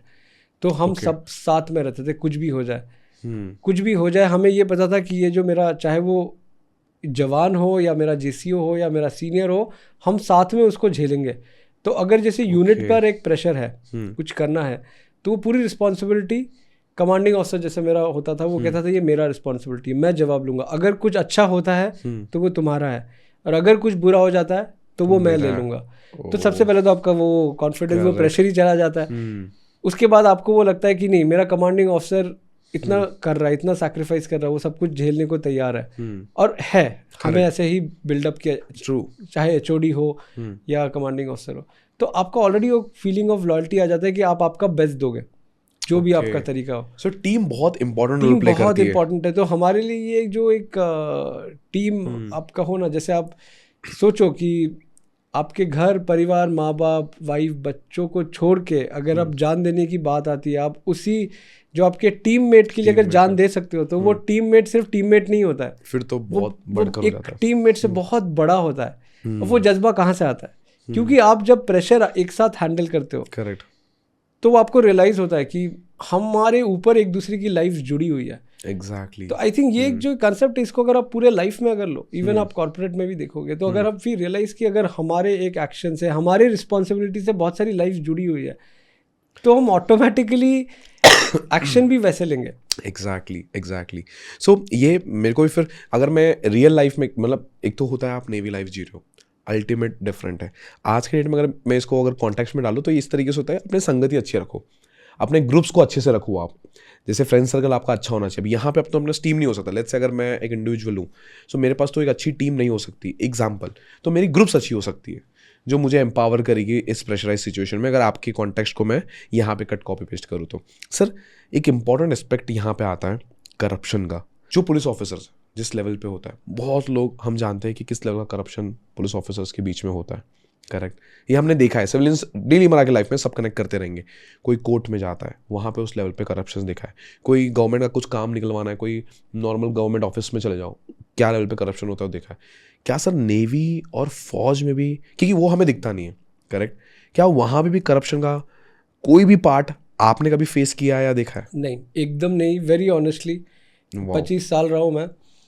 अब जो मीडिया पे आता है हमने भी देखा हुआ है न्यूज़ में, बट वेरी ऑनेस्टली मैं इतने लोगों के साथ सर्विस कर चुका हूँ, बड़े बड़े केसेस हैंडल कर चुका हूँ, फाइनेंशियल केसेस हैंडल कर चुका हूँ। मैंने कभी कोई भी लेवल में अमेजिंग करप्शन देखा नहीं है, ना ही मैंने अपने सर्कल में सुना है। इसलिए मैं फौज का बहुत रिस्पेक्ट करता हूँ, क्योंकि जैसे मैंने शुरुआत में कहा था कि पहले डिसिप्लिन, फौज आप ज्वाइन करते हो, कोई अलग मुद्दा होता है लाइफ में, देशभक्ति, पैशन, सेल्फलेस सर्विस। पैसे तो आपको गवर्नमेंट दे रही है, फौज दे रही है, वो तो आपका ध्यान रख रही है, करेक्ट, बट अगर आपका मोटो सिर्फ पैसा है तो आप बाकी कुछ ज्वाइन कर लो। जैसे मैं काफ़ी सारे लोगों को बोलता हूँ, अगर सुसाइड ही करना है, जान ही देनी है, तो बॉर्डर पे आओ, 2-3 को मार के फिर मर जाओ, मरना ही है तो करेक्ट, क्यों अपनी जान ऐसी गंवा रहे हो? तो वैसे ही है कि अगर आपको पैसे ही कमाने जिंदगी में, तो बहुत तरीके हैं। आप कॉर्पोरेट में जाओ, आप कुछ और काम कर लो, बट आप उस यूनिफॉर्म को गंदा नहीं कर। तो वो बट क्या रीजन है सर जो यहाँ पे करप्शन है और यहाँ पे नहीं है, जबकि सर्विस तो देश की हो रही है सर? पुलिस ऑफिसर्स बहुत लोकल लेवल पे देश की सर्विस कर रहे हैं। लेट्स से वो अपने पहले एक छोटे से लोकल एरिया को सपोर्ट करके एक बड़े मिशन पे ध्यान दे रहे हैं, बट क्यों यहाँ पे करप्शन है और वहाँ पे नहीं है, और कैसे ये रुका जा सकता है आपके हिसाब से? मेरे हिसाब से तो जो फौज का जो जज्बा होता है ना, द पैशन ऑफ यूनिफॉर्म, जो हमारे में सबसे ज़्यादा होता है pride of your uniform, pride of your unit. Okay, तो वो ही एक, जैसे मैं आपको, बहुत हम मिशंस में जाते थे सबमरीन में, जहाँ पे जान की भी रिस्क होती थी, या ऐसे मिशंस होते थे कि हमें पता था बहुत रिस्की है, फिर भी हम वो करते थे। करेक्ट। कभी जैसे सबमरीन में आपका एसी खराब हो गया, टेम्परेचर्स बहुत हाई हो जाती थी, उस सिचुएशन में भी हम कभी मिशन अबॉर्ट नहीं करते थे, हम वो जो था वो करके आते थे, क्योंकि रीज़न यही है कि आपका प्राइड। तो अगर आप एक करप्शन वाले चीज़ में, एक छोटी सी चीज़ में अगर आप इन्वॉल्व हो जाओ पैसे के लिए, तो आपका तो प्राइड ही चला गया ना। और सबसे इम्पॉर्टेंट ये है जो मैं सोचता हूँ कि इंसान दुनिया को बेवकूफ़ बना सकता है, सबको बना सकता है। अगर वो स्मार्ट है तो सब कुछ कर सकता है, बट जो अपनी आंखों में जब अपने आप को मिरर में देखे रोज सुबह या अपनी आंखों में देखे, अगर वो अपनी ही आंखों से गिर गया, अपने ही इस पे गिर गया, तो फिर और क्या करोगे पैसे लेके। Very true. और एक जो मैं कंसेप्ट हमेशा अपने लाइफ में यूज करता हूँ, ग्रीड एंड फियर का। जो ग्रीड है ना, इसका कोई अंत नहीं है पैसों का। आप कितना, अगर आप 2 BHK नंबर्स है, नंबर भी खत्म ही नहीं हो सकता। आज जितना आप बाहर देखोगे, आज मैं 2 BHK में रहता हूँ और देवेंद्र जी के पास पेंट हाउस, तो मुझे लगेगा अरे यार इनके पास पेंट हाउस है। चलो भगवान की इससे मुझे पेंट हाउस मिल गया, तब मुझे लगेगा अरे इसके पास 2-3 बंगलोज है, उसके पास अब्रॉड में। अंत आपको एक गोल डिफाइन करना ही है कि आप किस चीज, आपके नीड्स क्या, आपके वांट्स क्या है, and then you have to draw a limit, then you have to work accordingly. अगर हम ग्रीड में रहे तो फिर करप्शन तो आएगा ही आएगा, बिकॉज आपका अंत ही नहीं है। नहीं, एग्जैक्टली सर, ये ग्रीड और फियर, और मेरे को लग रहा है यही ग्रीड और यही फियर सबसे बड़ा वेपन भी होता है फॉर करप्शन बेसिकली। कि लोग को लालच है तो लोग एक्स्ट्रा पैसे लेंगे, और या फिर बहुत लोगों को डर है तो डर की वजह से लोग करप्शन देने के लिए भी तैयार हो जाते हैं।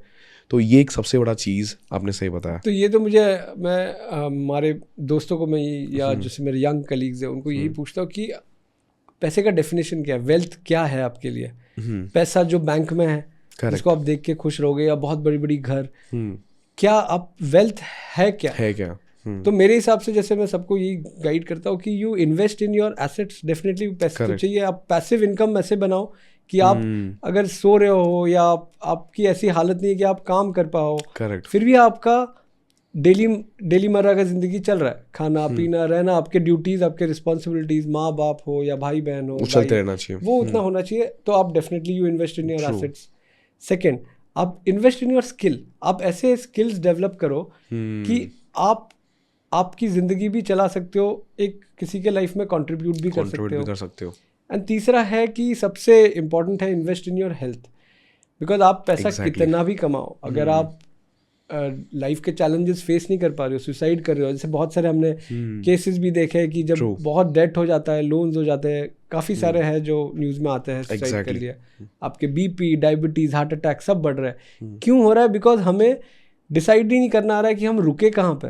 हम रुकना ही नहीं जानते हैं। और हम क्यों नहीं रुकना जानते? क्योंकि हम सब बाहर देख रहे हैं, कोई अंदर देखता ही नहीं है कि आप क्या चाहते हो, वो आपको नहीं पता है। आप देख रहे हो कि दूसरे क्या कर रहे हैं, दूसरे क्या अचीव कर रहे हैं, आप उनको देख के दौड़ रहे हो। करेक्ट। तो जैसे मैंने अपने लाइफ में किया था कि जितनी भी मेरी सैलरी थी एज ए लेफ्टिनेंट कमांडर, जैसे बढ़ती रही, उसमें से मेरे जो ज़रूरत थे, जो लोन्स थे या EMIs बोलो, आप बिल्स बोलो, मम्मी डैडी को भेजना है, या उन सबको कर लिया। फिर कुछ पैसे में रखता था, जैसे मैंने कहा ना कि लिव लाइफ, वो उस पर भी कि अच्छा मुझे अब्रॉड जाना है, ये करना है, या जैसे मैंने स्काई डाइविंग की, जो बचे उसको इन्वेस्ट किया। तो इस पे किया। देन हेल्थ अगर आप देखोगे तो हेल्थ में क्या क्या, आपकी फिजिकल हेल्थ आ गई। करेक्ट। मैं हमेशा मेरे जो योगा वर्कशॉप्स में भी मैं बच्चों को ये बोलता हूँ कि 7 जैसे 7 रेनबोज के कलर, 7 कलर्स होते हैं रेनबो के, वैसे ही आपकी 7 चीजें और 7 चक्रास जो हम कहते हैं। करेक्ट। मूलाधार से सहस्र तक, ऐसे 7 चीजें जो हमारे हैं उस पर आप डेवलप करो। एक हो गया आपका physical question, okay, body fit रखो, क्योंकि ये हमारा मंदिर है जो अन्नमय कोशा है। करेक्ट। तो हेल्दी ईटिंग, क्लीन ईटिंग, या आपका कुछ time for your exercise, workout, yoga आसन, जो भी आपको करना है, डांस करना है, स्विमिंग करना है, anything, any form of physical exercise. हाँ, यू हैव टू मूव, आपको बॉडी को मोबाइल रखना है और इस बॉडी का ध्यान देना। सेकंड आपका हो गया मेंटल क्वेश्चन, इसके लिए आप कंसंट्रेशन फोकस करते हो। करेक्ट। तीसरा आपका हो गया इमोशनल क्वेश्चन, जैसे आप इमोशनली कैसे बैलेंस करोगे। कल मैंने आप पे चिल्ला दिया, आप कैसे रिएक्ट करोगे, या मैंने आपको बहुत ही ज्यादा प्रेज कर दिया, हाउ विल यू रिएक्ट। जो सक्सेस मिलता है हम देखते हैं कैसे लोग रिएक्ट करते हैं, या फेलियर्स में। इसी से रिलेटेड चौथा है आपका एडवर्सिटी, आपको लाइफ जब चैलेंजेस देती है, how will you react and come back. Correct. पांचवा हो गया आपका सोशल।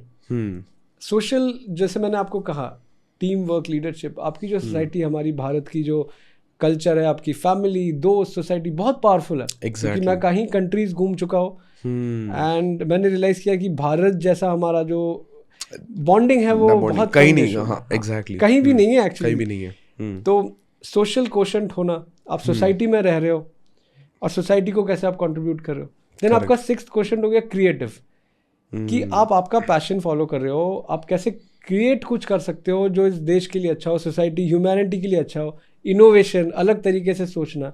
एग्जैक्टली। एंड 7th जो हर चीज को उसके अंडर ले लेता है, और जिससे आपका सब कुछ मेरे हिसाब से तो प्रॉब्लम सॉर्ट आउट हो जाता है, वो है स्पिरिचुअल आपका एस्पेक्ट या क्वेश्चन कि आप क्यों आए हो इस दुनिया में, पैसे कमाने हैं, कितना कमाना है, क्यों कमाना है।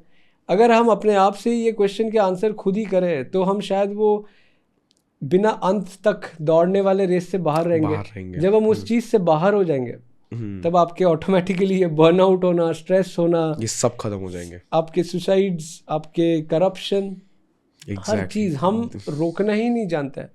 दैट इज़ वाई से कि योगा जो है ना, ये सब कुछ बैलेंस करता है और हमारे स्क्रिप्चर्स में, हमारे संस्कृति में सब कुछ दिया हुआ है।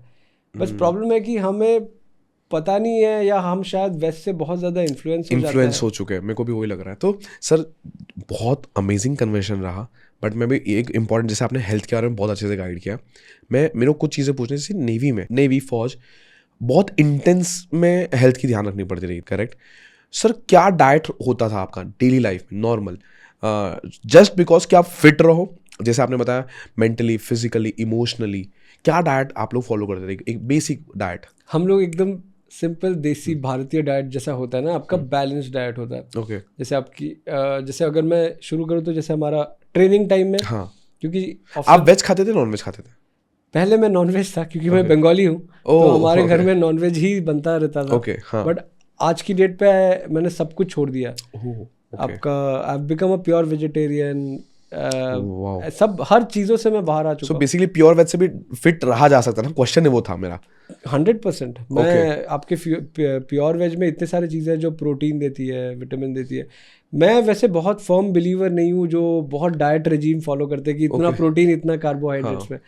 मैंने जो अपनी ज़िंदगी में किया है कि जो खाना है खाओ, अच्छे से खाओ, जिसमें मज़ा आता है खाने। अभी आप ऐसी ज़िंदगी क्यों जीनी है कि एग्जैक्टली कैलकुलेट करके ये खाएंगे तो इतना कैलोरीज आएगा, बट आपका मन कहीं और है। आपका मन है कि मैं कुछ चटपटा खा लूं, बट मैं खा नहीं पा रहा हूँ क्योंकि मुझे हेल्दी रहना है। वैसे जीने का क्या मतलब है? True. तो जो खाना है वो खाओ। ऑफ कोर्स जैसे हम बोलते हैं एक्सेस शुगर, अभी जैसे इसी में भी अगर मैं फिर से मैं घूम फिर के योगा और स्क्रिप्चर्स में ही आता हूँ क्योंकि हर चीज़ का आंसर इसमें दिया है। तो जैसे हम कहते हैं कि योगा बैलेंस बोलता है, तो वैसे ही आप डाइट में ही बैलेंस करो। अति कोई भी चीज़ का अच्छा नहीं है। एक्सेस ऑफ शुगर कहो, एक्सेस ऑफ आप कार्बोहाइड्रेट्स कहो, बट मैं उस कॉन्सेप्ट में जाता ही नहीं हूँ कि ये अवॉइड करो, वो अवॉइड करो। अगेन आप घूम फिर के शास्त्रों में आओगे तो कैसे कहते हैं कि सनसेट से पहले खा लो। True, okay. तो आजकल आप देखोगे कि लोग लेट खा रहे हैं, 11-12 1 बजे बिंज ईटिंग करते हैं। अगर हम सिंपल रूल्स फॉलो करें, जो मुझे फौज में भी हमने फॉलो की थी। तो सर नॉर्मल डाइट क्या होता है, मतलब क्या रूल्स फॉलो करते हैं हम? फौज में एटलीस्ट मैं इंडियन नेवी की बात कर सकता हूँ। हम नॉर्मल डाइट जैसे भारत में आपके हमारे घर में जो होता है, रोटी, सब्जी, दाल, सब कुछ सेम रहता है। हम स्वीट भी खाते हैं। अगर आप जैसे भगवत गीता में जो दिया है, अगर आप देखोगे सात्विक खाना में, हाँ। तो सात्विक में एक स्वीट खाना रहना है, हाँ, सेटिस्फाइड करने के लिए टंग को, हाँ। और खाना टेस्टी भी रहता है। ऐसा नहीं कि मतलब जैसे हम नॉर्मली खाएंगे, पर फिर भी हम सभी फिट रहते हैं क्योंकि हम उतना हर चीज़ को बैलेंस करते हैं। हम एक्सरसाइज भी करते हैं। हम जैसे क्रॉस कंट्री दौड़ते हैं, लंबी ट्रेनिंग की अगर मैं बात करूँ, जैसे 12.5 किलोमीटर्स हमारा जो रनिंग होता था एवरी संडे होता था। Okay. Then every day morning PT होता था, ड्रिल होता था, प्लस आप शाम को स्पोर्ट्स खेलते थे। आप आपका खुद का सब, आप कपड़े धोना, ये करना, हर चीज़ आपका खुद का कर रहे हो आप। Correct. तो आप फिजिकली एक्टिव हो तो आपका जो तो फिटनेस बरकरार तो बनी रहती है। तो मतलब आज के अगर डेली लाइफ में कोई बहुत बिजी चल रहा है तो उसको फिटनेस बरकरार रखने के लिए यही चीज़ है कि खाना खाओ, जो बेसिक खाना है, रोटी भाजी दाल चावल टाइप्स हो गया, ब्रेकफास्ट हो गया, प्लस फिजिकल एक्टिविटी और एक्सरसाइज रखोगे तो फिटनेस बनी रहेगी। मैं मेरे जो योगा के स्टूडेंट्स हैं, हाँ। तो मेरे ही दोस्त हैं, कुछ मेरे केजी के दोस्त हैं, कुछ नेवी के दोस्त हैं। तो उनको मैं जब वो पूछता है डाइट के बारे में, तो मैं उनको एक ही चीज़ बोलता हूँ कि आप 1-2 महीने आप कुछ डाइट फॉलो कर लोगे जिसमें वो प्रोटीन, विटामिन, ये वो कैलकुलेटेड वे, खराब नहीं है। मैं तो हर चीज़ को बोलता हूँ कि एक्सपेरिमेंट करो। अगर बॉडी, सबका अलग अलग बॉडी है, सबका अलग अलग जर्नी है, कार्मिक एजेंडा है, सब अलग अलग है, इंडिविजुअल। ट्राई करो, अगर आपको वर्क कर रहा है बहुत बढ़िया है। पर जितना अगर हम केसेस देखेंगे तो हम बहुत ज़्यादा, एक तो हमें ना सबको 6 पैक एब्स चाहिए, हमें वो बल्जिंग बाइसेप्स चाहिए, हमें दिखना बहुत अच्छा है, हमें ग्लोइंग स्किन चाहिए। तो हम कॉम्प्रोमाइज कहाँ करते हैं, हम खाने में कर देते हैं Correct. कि हम इतना कैलकुलेट वे में खाएंगे। कुछ लोग खाना स्किप करते हैं, बट वो ये नहीं रियलाइज करते कि जो एसेंशियल न्यूट्रिएंट्स है जो हमारे लॉन्ग टर्म में फायदा होगा, क्योंकि हमें इमीडिएट रिजल्ट चाहिए। करेक्ट। उसमें भी आप कितने दिनों तक, 1 महीना 2 महीना, उसके बाद आप फ्रस्ट्रेट होके बोलते हो चलो वापस से, तो ज्यादा डेंजरस लगता वो है। ज्यादा मेरे को। डेंजरस है। हाँ। उससे अच्छा आप बैलेंस करो, घर के खाना खाओ, रोटी सब्जी। चलो जैसे अगर आप वीट की जगह आप बाजरा जवार खा लो, या मिलेट राइस खा लो। एग्जैक्टली। या ज्यादा आपको जैसे अगर बेसिकली अनाज से दूर रह के अनाज का कोई सब्स्टिट्यूट खा लो। ज्यादा लीफी वेजिटेबल्स खा लो आप, कर्ड, या आपका जैसे मोर ऑफ दाल। एग्जैक्टली। रात के टाइम पे आप कम कार्बोहाइड्रेट्स करो, वैसे करके अगर आप थोड़ा बैलेंस करो, पर आप कंसिस्टेंटली आपका फिजिकल एक्टिविटी रखो। अगर आपका ऐसा डेस्क जॉब है, सपोज आप बैठ के पूरा दिन कंप्यूटर के सामने बैठे हो, तो एटलीस्ट आप 15 मिनट निकालो, 10 मिनट निकालो। एग्जैक्टली। मैंने बीच में एक सेशन स्टार्ट किया था कि सिर्फ 5 मिनट पर भी आप कैसे पूरे बॉडी का वर्कआउट कर सकते हो। Only 5 minutes. सूर्य नमस्कार ही हमारा एक सूर्य नमस्कार। हाँ। आप सिर्फ सूर्य नमस्कार करो। बट ये है कि घूम फिर के हम आपके पहले क्वेश्चन पर ही आ रहे हैं कि डिसिप्लिन। आप चाहे 5 मिनट दो आपके वर्क हर एरियाज में, हर चीज में, बस आपको कंसिस्टेंसी और डिसिप्लिन चाहिए आपके हिसाब से, किसी और के हिसाब से नहीं। शायद मैं आज मेरी बात करूं तो मैं दिन में 1 घंटा मिनिमम तो अपना खुद का प्रैक्टिस करता हूँ, योगा तो करता हूँ। आपके लिए वो डिसिप्लिन है 1 आवर। मैं आधा घंटा प्राणायाम मेडिटेशन करता हूँ, आधा घंटा मेरा पूजा रहता है ये मंत्रों के साथ, स्क्रिप्चर्स पढ़ता हूँ, फिर मैं अपने योगा नोट्स प्रिपेयर करता हूँ, फिर मैं कुछ टेक्निकल पढ़ता हूँ। ये मेरे बॉडी का रिक्वायरमेंट है और मैं कर पा रहा हूँ। ट्रू। बट सामने वाला कुछ और रिक्वायरमेंट होगी, कुछ और रिस्पॉन्सिबिलिटी होंगी, तो आप आपके रिक्वायरमेंट, आपके कैपेबिलिटीज के हिसाब से आपके लाइफ को मोल्ड करो, बट उसी में डिसिप्लिन लाओ। उससे में डिसिप्लिन आना जरूरी है। एग्जैक्टली। हाँ, आपको किसी और सामने वाले को देख के प्रेशर में आना कि यार ये तो इतना कुछ कर रहा है, ये इतना डिसिप्लिन है, इतना एक्सरसाइज कर रहा है, जरूरी नहीं है। आप अपना एक रूटीन बना लो, अपने लिए चालू कर लो। और इसीलिए हम जितना बाहर देखेंगे ना, उतना ही हमें दुख मिलेगा। फोमो रहेगा हमेशा, फियर ऑफ मिसिंग आउट। ये भी मैंने फोमो फोमो रहेगा। नहीं सुदीप सर, बहुत मजा आया। आपने अपने पूरे नेवी के लाइफ को एकदम क्रिस्प में वो लर्निंग्स बताई जो आपके पूरे 20-22 साल के सर्विस में आपने अचीव किया। मतलब मैंने पर्सनली बहुत सीखा कि डिसिप्लिन का क्या रोल प्ले करता है अपने लाइफ में, और डिसिप्लिन लाने के बाद ना कि फाइनेंसेस बट ओवरऑल लाइफ में कैसा बदलाव आ सकते हैं। आज मतलब पर्सनली मैंने उस पॉडकास्ट से वो सीखा। सो बहुत मज़ा आ गया sir. Thank you so much sir. Thank you Deven ji, आपने मुझे इन्वाइट किया। इट वॉज अ प्लेजर आपसे बात करके एंड आपकी टीम से मिलके बहुत अच्छा था। And I wish you all the best. And आपका जो स्पेशली मुझे जो सबसे अच्छा लगा कि आपका जो एजेंडा है कि ये सोसाइटी को कैसे कंट्रीब्यूट करना है, कैसे ये बदलाव एक लाना है माइंडसेट में हमारे यूथ में, जनरेशन को, ताकि ये ओवरऑल जो हम एक as a society, as a country grow कर रहे हैं। एग्जैक्टली। तो मुझे आपका कॉज ही बहुत, आई मीन आप जो कर रहे हो बहुत नोबल है। एंड मेरी प्रार्थना हमेशा महादेव से रहेगी कि आप आगे बढ़ो, आपका ये वेंचर आगे बढ़े और ऐसे ही देश सेवा में कंट्रीब्यूट करते रहो। Thank you so much sir. जय हिंद। जय हिंद।